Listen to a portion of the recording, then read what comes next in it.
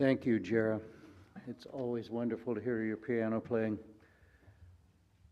Good morning, everyone, and welcome. My name is Tim Kraus. I use he and his pronouns, and I am thankful. I am thankful to be here. There is another place that this white-haired, white-bearded, cisgendered, rapidly aging baby boomer would rather be than right here, right now, in this community. Our community is growing and changing in so many wonderful ways. I'm also thankful for so many things in my life, things that I did not earn, and things that I really don't deserve.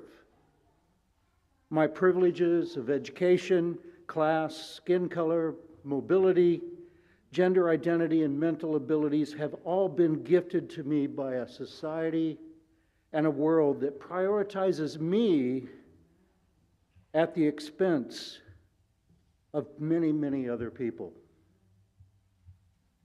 But with all that privilege, I have learned that I am still broken. I will not be whole until everyone receives these kinds of unearned and undeserved gifts. Until everyone is as welcome as I am to enter the doors of this church and the rest of the world. To envision a better world of unconditional kindness, opportunity, and love requires us to live it out in the places where we have the control to do so. And so that is why we have made a conscious effort as a congregation to provide accessible gender-neutral bathrooms, hearing devices, a place of honor for our children, and room for people who have as many different needs as we can imagine. That is what it means to build a beloved community where everyone matters. And we want to mean everyone. We know we are a work in progress and that we will make many mistakes along the way, and those mistakes can hurt people. And they will continue to hurt people until we get it right. But the point is, we are striving to do better because we want others to join us in our journey. And it's an aspirational journey. For we know that that is how we can be healthier people who have much for which to be thankful. If you would like to know more about our Unitarian Universalist Church, please contact us at member-care at firstuu.com. It's there on the screen for you. And now, Chloe, if you would come up so we could light the chalice. And now it's time for us to light the chalice, the symbol of our chosen faith. We light our chalice today with thankfulness on our tongues and gratitude in our hearts.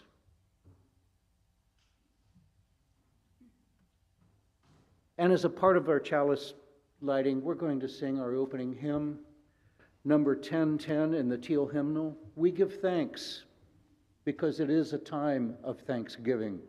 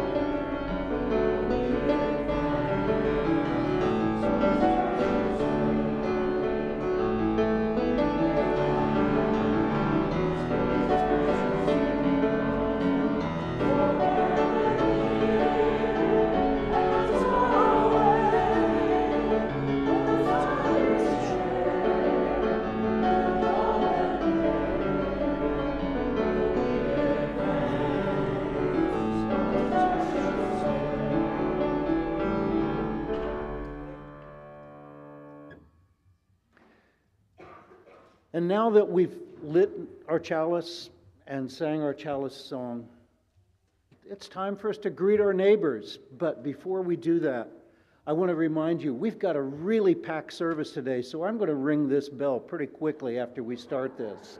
And you're going to have to listen hard for it. But it's time to greet our neighbors.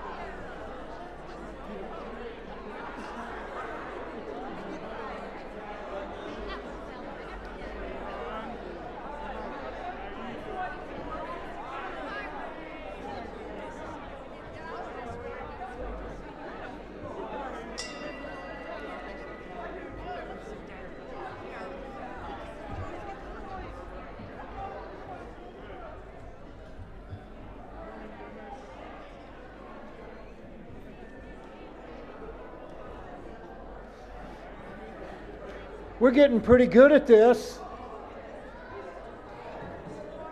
So it is actually time for our story for all ages, and Meredith has a very special story for us that she's going to deliver in person today.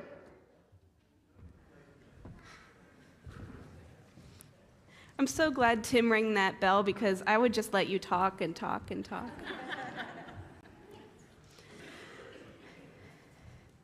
Once, there was a very wise guru who could see into the future. People used to come from far and wide to come and seek his wisdom. He was hesitant, though, to tell them what he really thought. He would just say, "Have faith. Go and live a good life."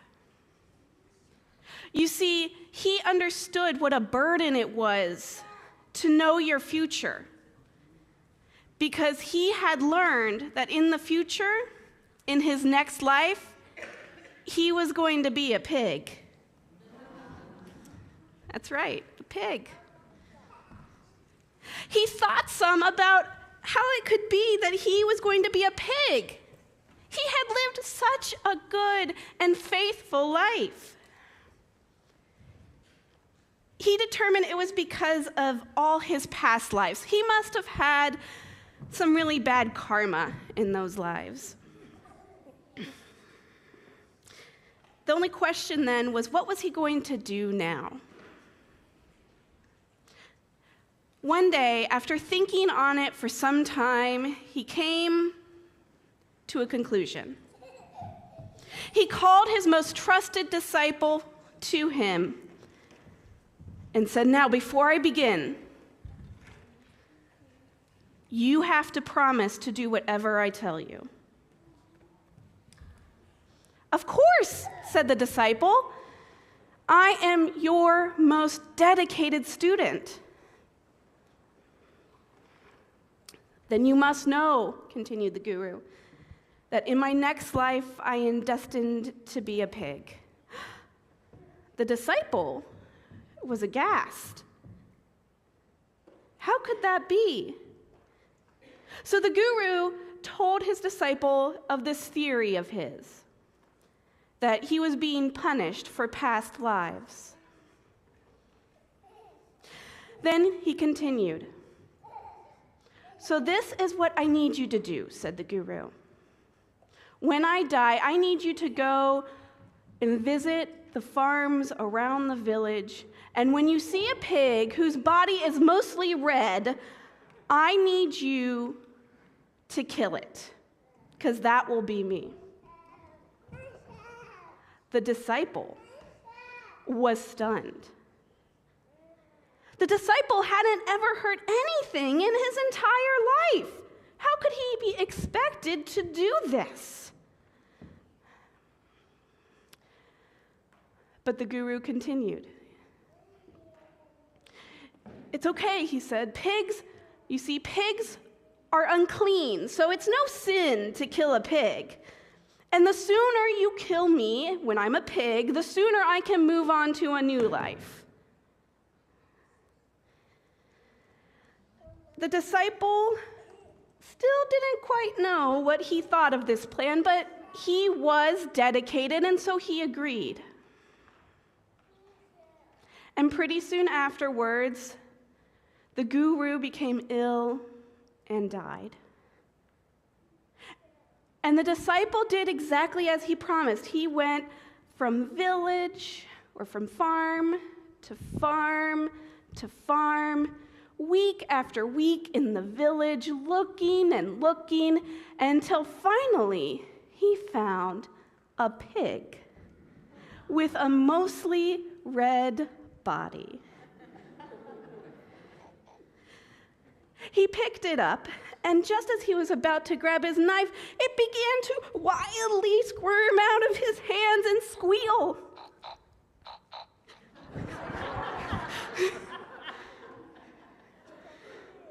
And so the disciple decided to stop and listen. Because the thing is, that squeal sounded an awful lot like his master, the guru.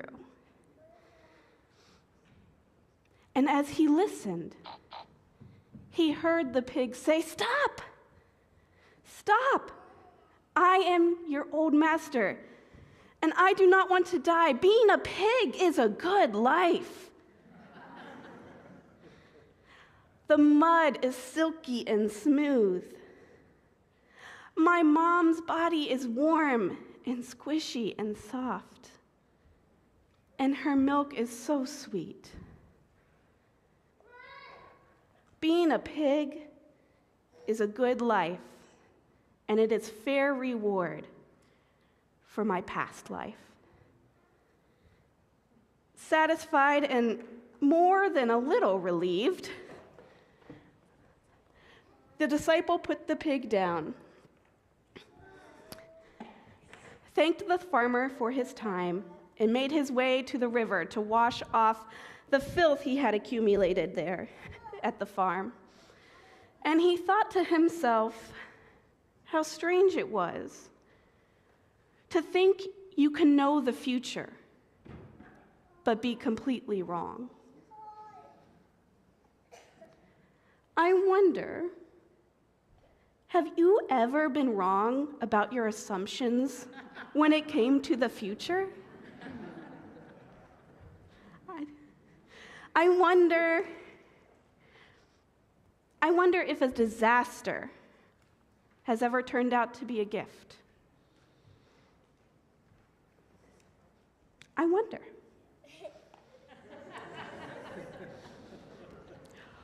I'm going to ask our children to stay for a minute more. We're going to do one more thing and then move to our classrooms.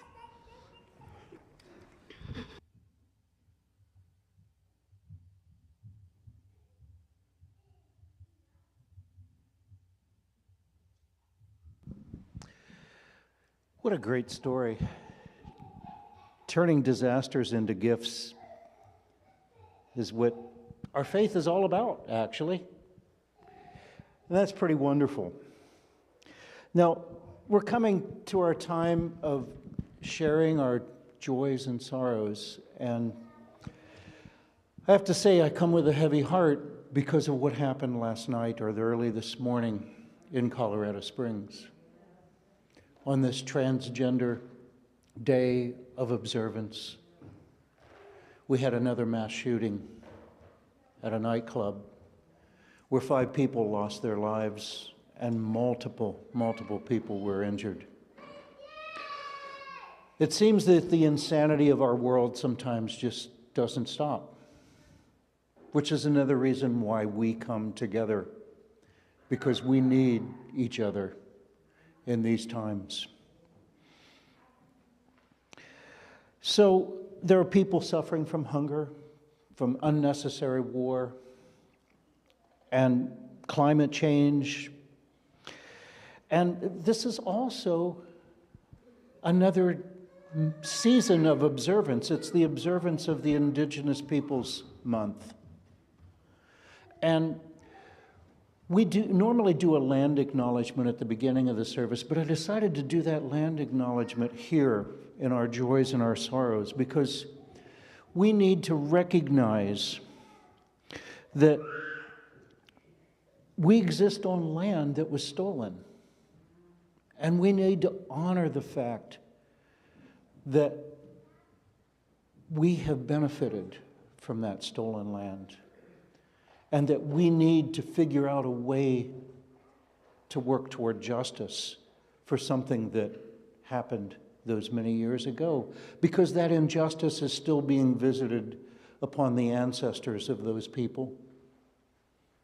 And we have a responsibility for that. And so I'm going to drop a stone in our water of community for the people who came before us, the Adina, the Hopewell, the Miamia, and the Shawandasi, for they have given us much, and we have lots to learn from them.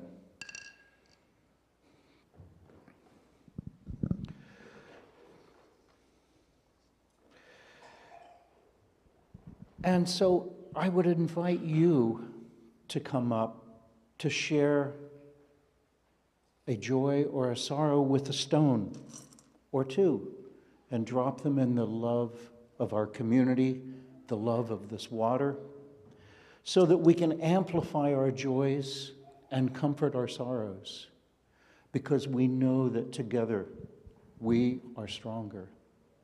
So if you would come up from the sides as you wish, drop a stone or two in the water, and Jera will bring us a little music for that.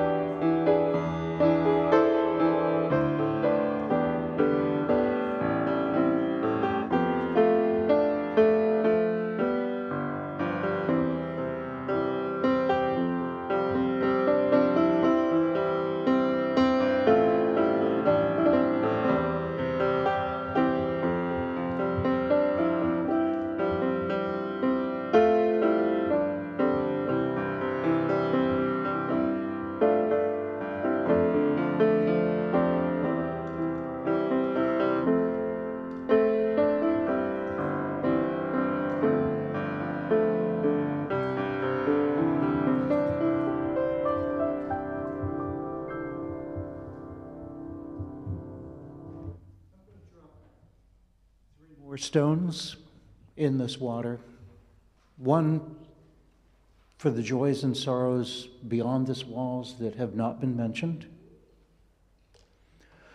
One for the joys and sorrows that we individually keep close to our hearts that go unmentioned. And one for the brokenness of the world outside these walls as we work to figure out how we are going to place ourselves in the breach of that brokenness so that we can help to build a better world. And now we're going to sing our children off to religious education.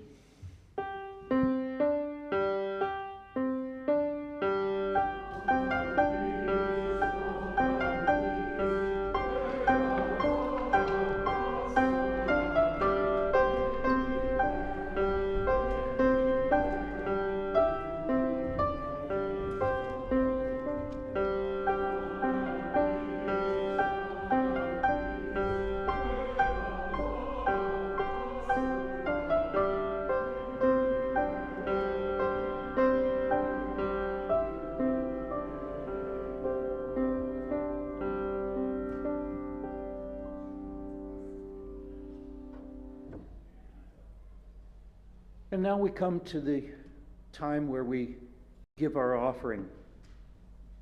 We are reminded that this is the month that we are sharing the plate with the Unitarian Universalist Service Committee and the Guest at Your Table program. And we are very grateful for the work that the UUSC does. It's one of the ways that we can go beyond our local congregations' abilities to help change the world for the better. Giving to First Church is easy. You can text the word give to 513-717-7373. And if you have access to Breeze, our online member support, you can click on Give Now and navigate your way there to give a gift.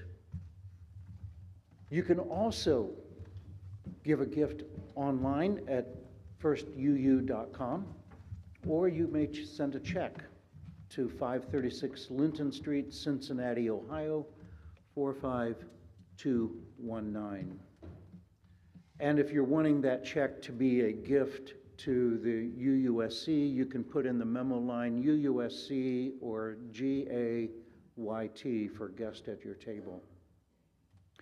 And before the choir sings our offertory, I wanted to make note that the flowers are in honor of a 50th wedding anniversary for a Tim Krause and a Lois Gish.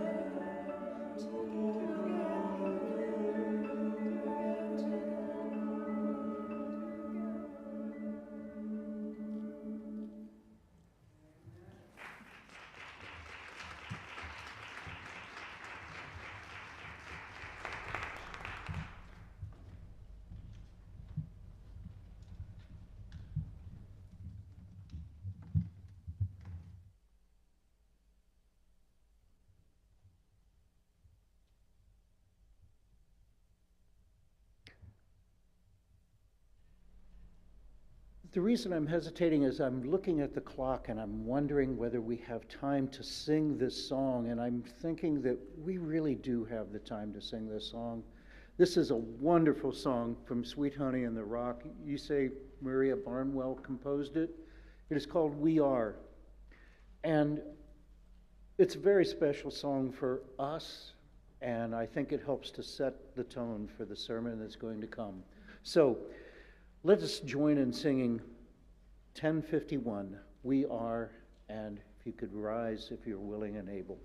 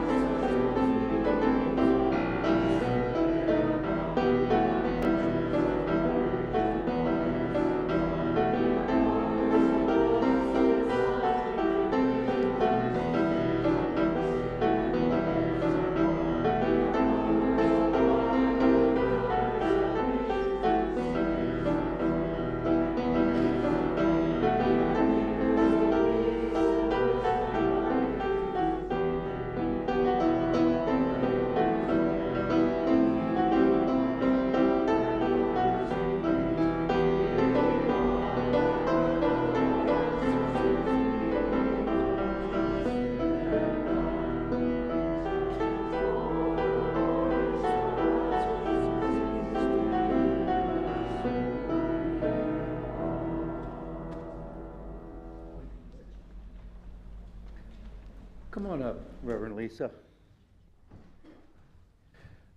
Reverend Lisa Presley is our congregational life consultant from the Mid-America region of the Unitarian Universalist Association. And she's no stranger to us, and in fact, she probably knows us better than we know ourselves. She's been in meaningful relationship with our congregation for at least 30 years, going back to 1993. And she has great depth of compassion and love for us as a congregation. And she's been with us on this journey that we've been on for the last 30 years. So without any more introduction, I want to welcome Reverend Lisa Presley to the podium. Thank you.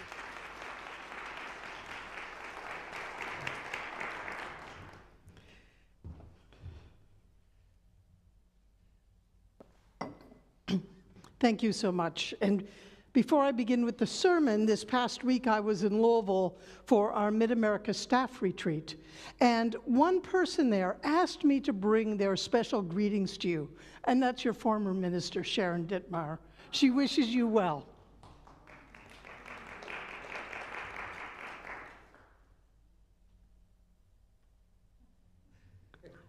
I love movies. Well, most movies, but don't ever ask me to go to a scary one because there's no way. I remember for a whole year after my divorce from my first spouse, every Friday night I would take myself to the movies. I'd sit there in the dark with my popcorn and soda, delighted by the thought that I hadn't had to compromise at all about which movie I was seeing. and there I would escape from the world. No one could find me. There weren't cell phones back then, and not even email to interrupt my time.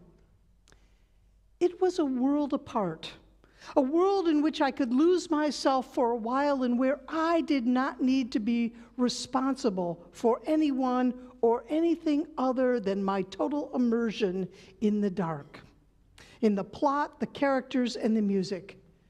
It was a world in between where the questions arising out of the failure of my marriage didn't intrude. What had gone wrong? What was wrong with me? Why wasn't what we had enough? All of those questions disappeared and lost their power to haunt and hurt me.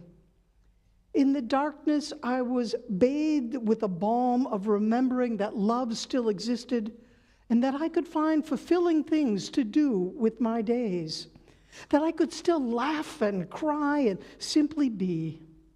It was a great space, a time in between the reality of the past and the possibilities of the future. That dark time in the theater allowed me to look at my life from a different angle.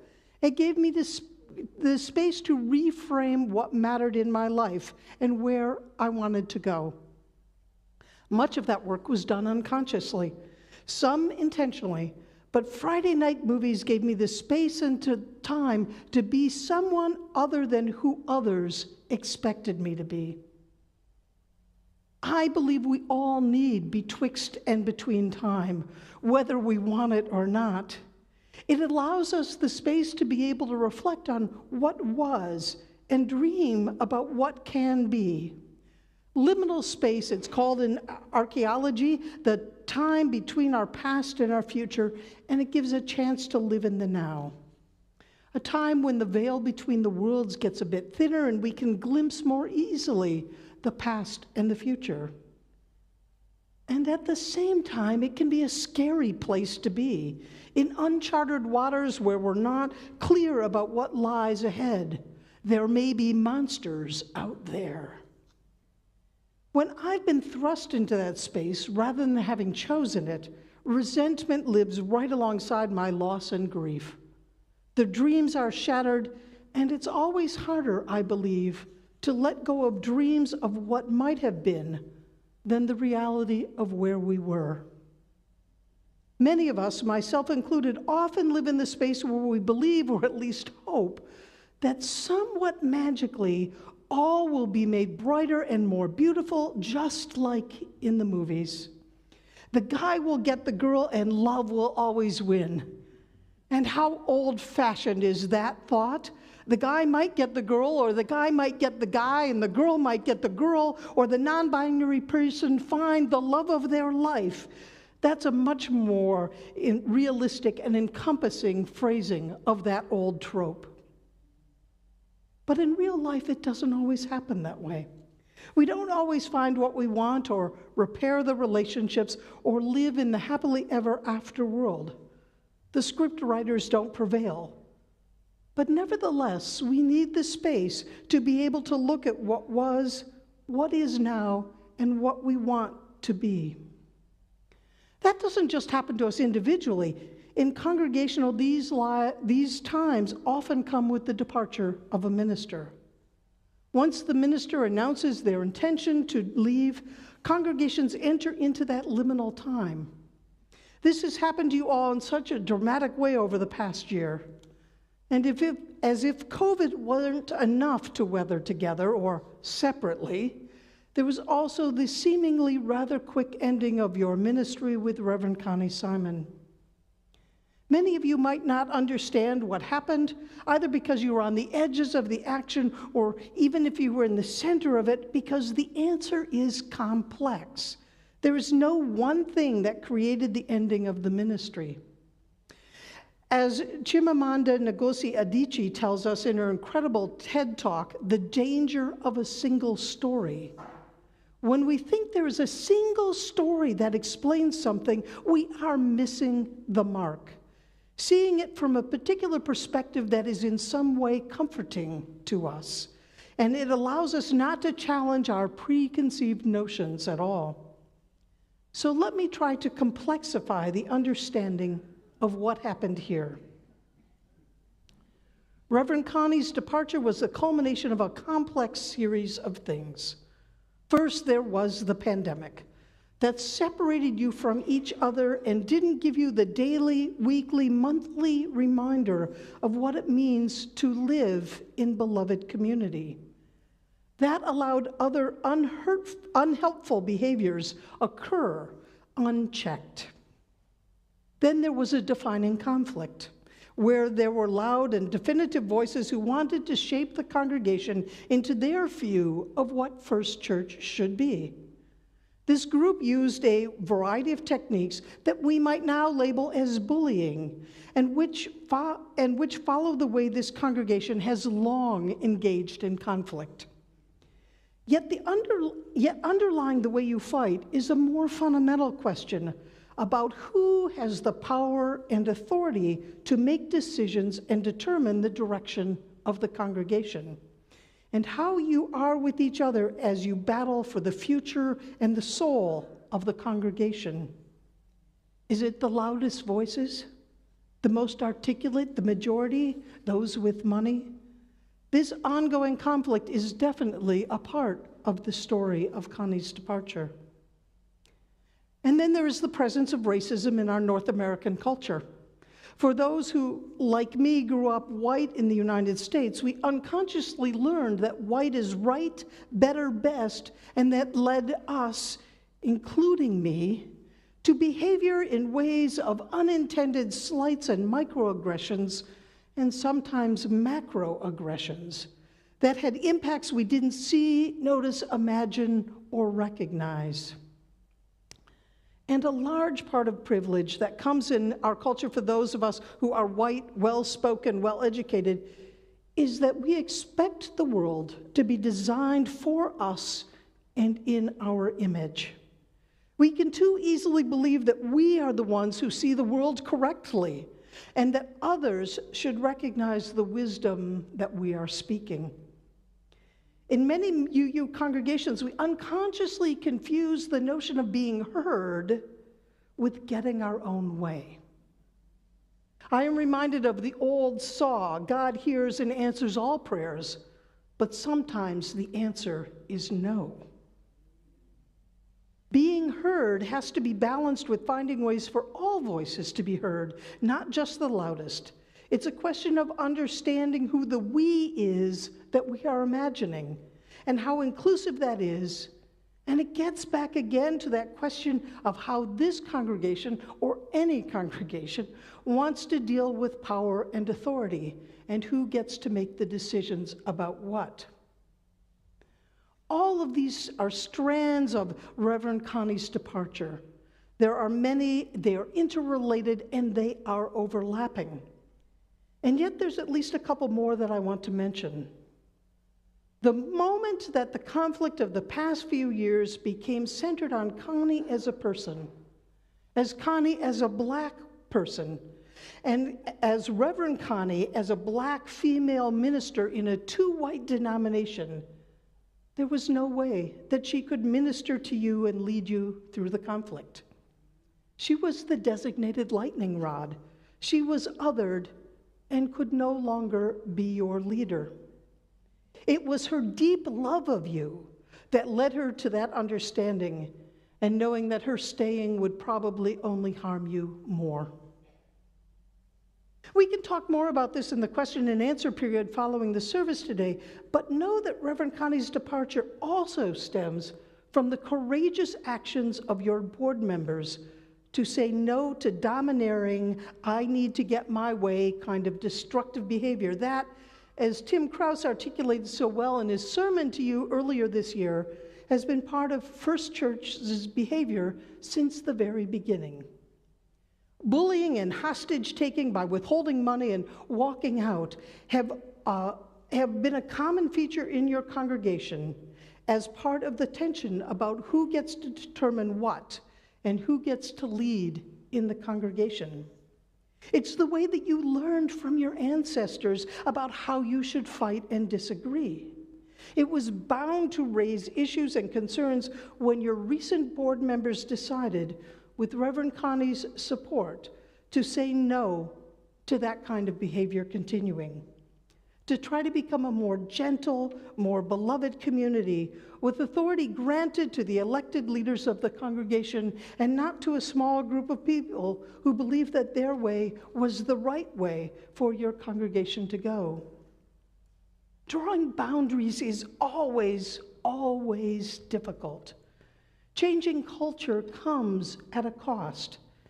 And yet, sometimes the cost of not making those changes is harder and worse than stepping up to try to become the congregation of your dreams.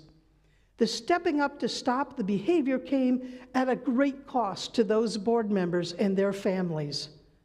Again, more in our conversations later, but your boards of the past few years did their level best and beyond to try to change a nearly 2-century-old problem, and they and their families should be commended.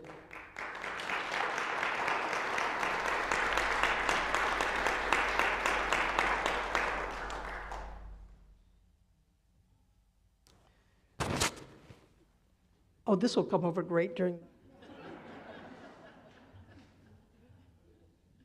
I don't know how... Thank you for muting that. I don't know how we can still have seasonal allergies when it's so friggin' cold outside. Whether wanted or not, ministerial departures give you the chance to tell stories, all of them, the good and the not so good, and check where you've been and sort out where you want to go. To look at the past, to grieve the griefs, feel the disappointment, anger, relief, whatever there is. You live into the now, noticing what is different and how you are changed by the simple departure of a minister who was, for some of you, the only minister you have known. You also can begin to dream of the future, figuring out who you want to be next, perhaps much the same as when Connie was here, but maybe different in degree or something entirely new.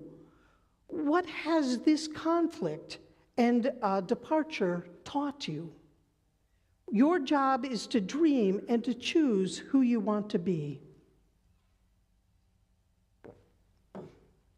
This is what I did during my movie nights. It was sitting in the dark, being distracted by the scene, when I began to realize that the plot of my own life needed to be changed. Freed from the assumption that I had to follow someone else's script, I could dream for myself. I realized I no longer wanted to be auditing lawyers' financial records, searching for financial malfeasance. Doesn't that sound like just a fun job? But that I was being drawn to UU ministry, working to help connect people to that which is deepest inside. In looking at the past, I was able to ask new questions and discover answers that were different from the trajectory I had been on before I entered liminal space. This story of ministerial departures and stepping into liminal space happens every year to somewhere between 40 and 80 of our UU congregations.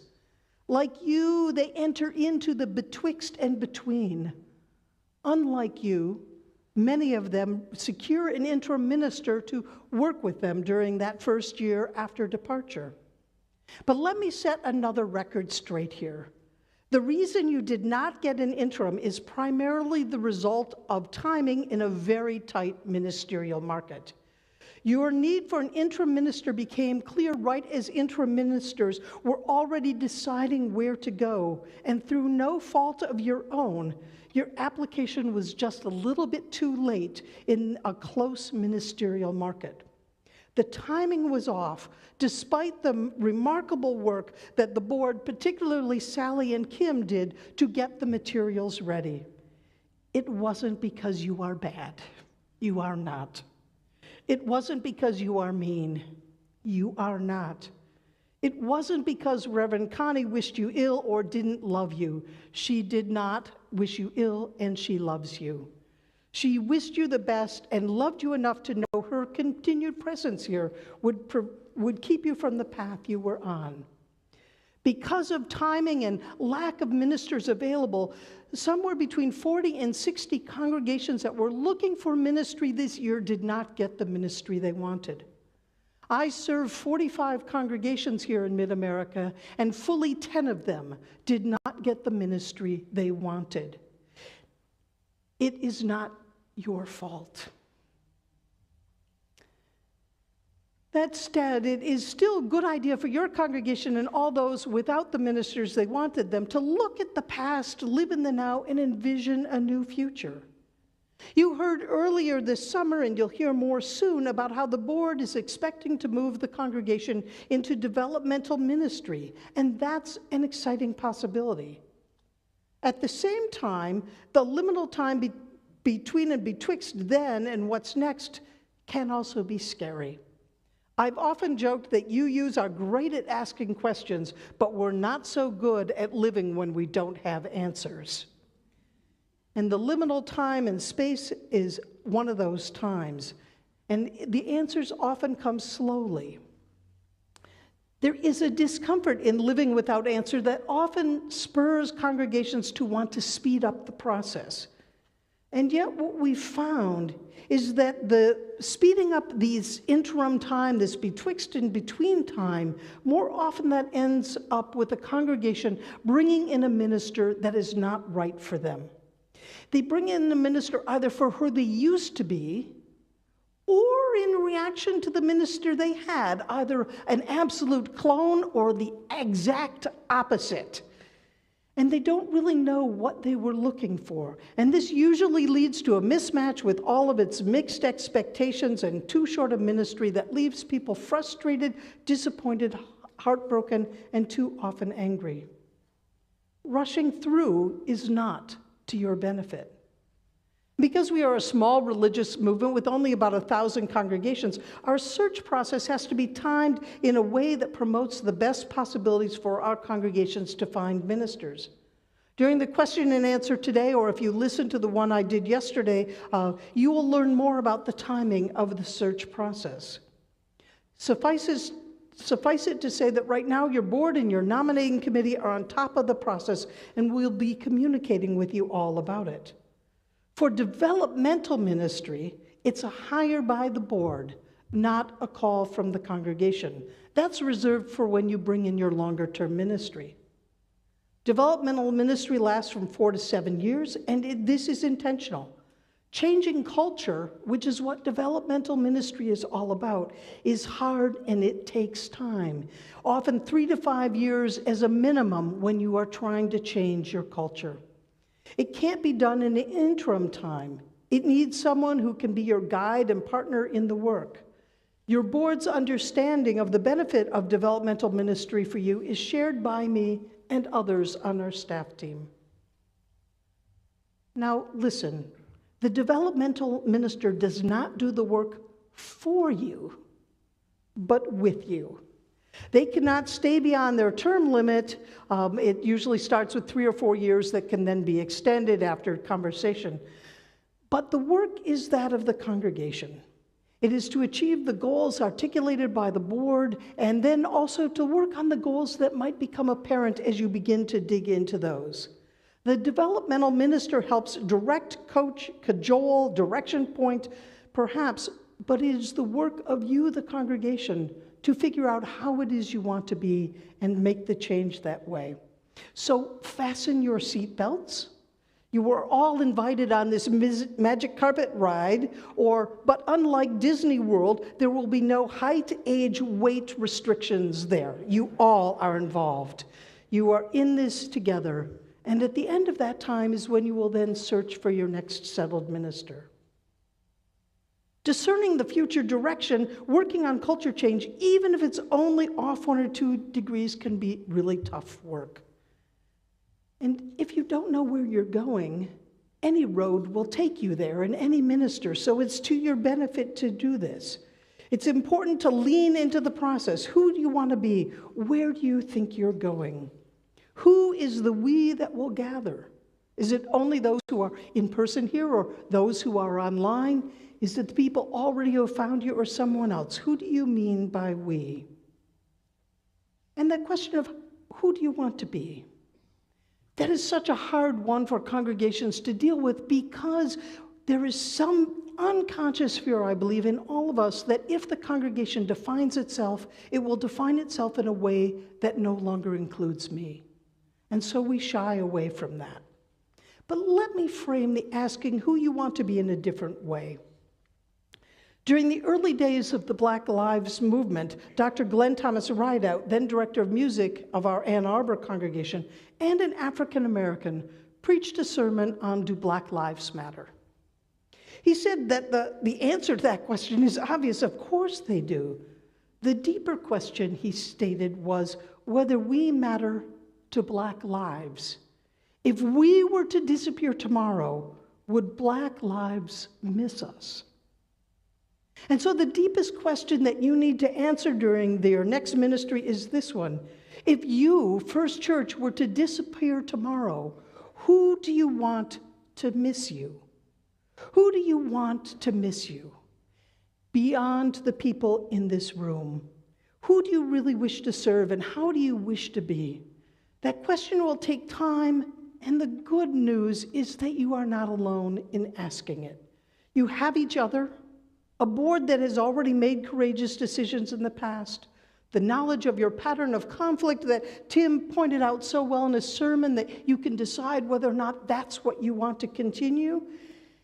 And there are also those of us who, many of you in the congregation who are not on the board, who have stood up as leaders in so many ways, both before and since Reverend Connie's departure. You also have the support of the UUA in the form of your congregation's primary contact, that would be me, and the transitions office, and your eventual developmental minister. You will have the time to answer these questions together. Even though you are betwixt and between and sometimes perhaps bothered and bewildered, you have the space and the leadership in and among you to be able to help you understand your unique answer to the question of who you want to be, where do you want to go, who you want to be, and who is the we behind all of that. Your answers will be your own. And that question, who do you want to miss you, can help guide you through these tumultuous times. I know that you have all that you need to be able to answer the questions. And that working with the UUA and with your developmental minister, the betwixt and between time doesn't need to bother and bewilder you for long. You've got this. You are not alone. We will journey together. May it be so.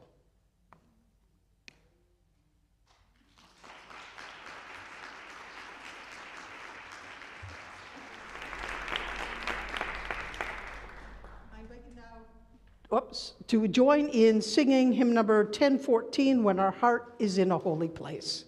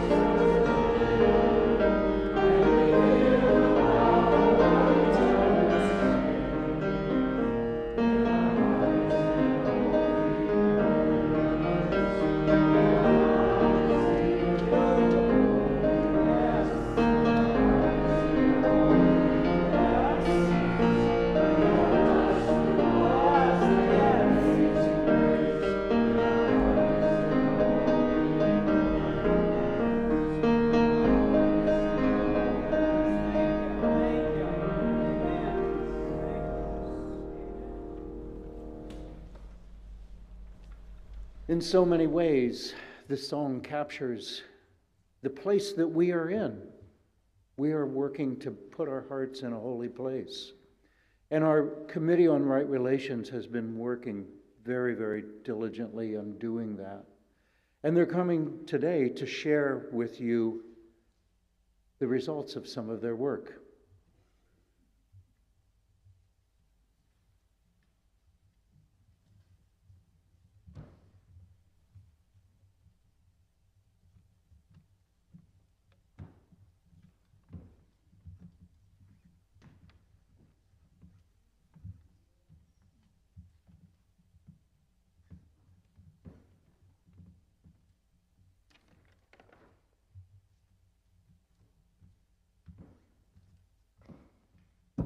Dear First Church congregants, hello.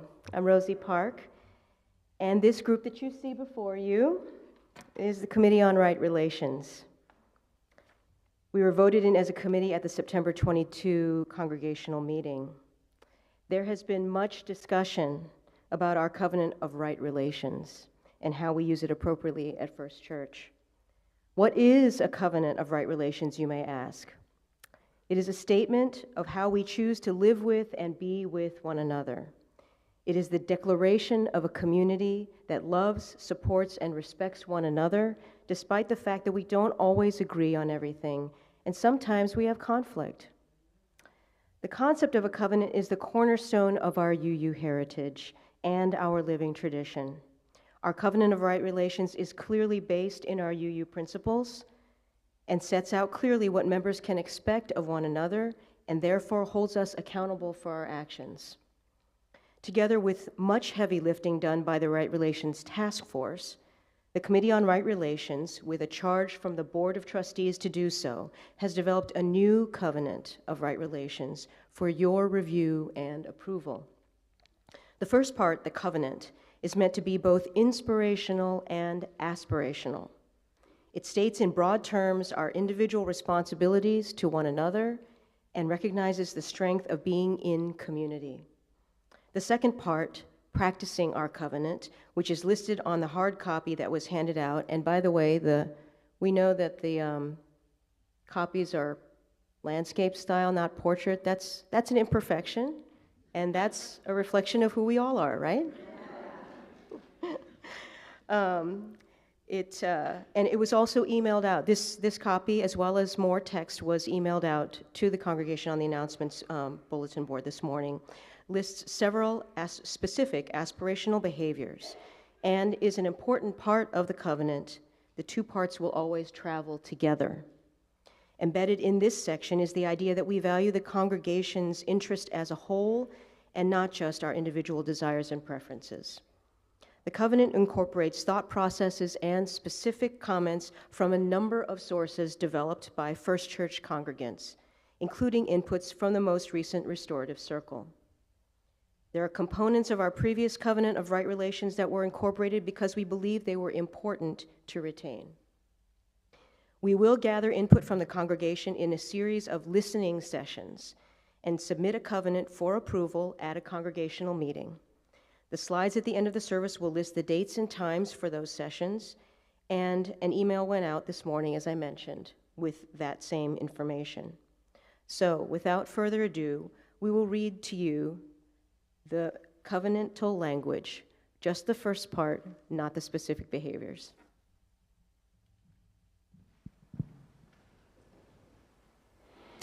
I covenant to hold myself accountable to the high values expressed in our UU principles and with hope for a bright future, I come in trust. With love in my heart for all creation, I come in humility. Seeking justice for all, marginalizing none, I listen with an open mind. With courage, I come willing to be transformed. With respect and kindness, I honor my rights and responsibilities. With great joy, I come to bind myself to you, so that together we can do what I cannot do alone.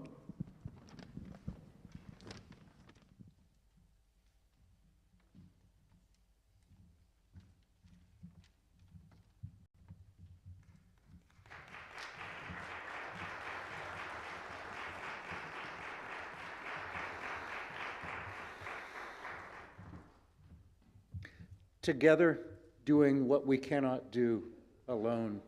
Thank you so much. And now we are coming to the close of our service, and we will be extinguishing our chalice. And we extinguish the chalice with these words.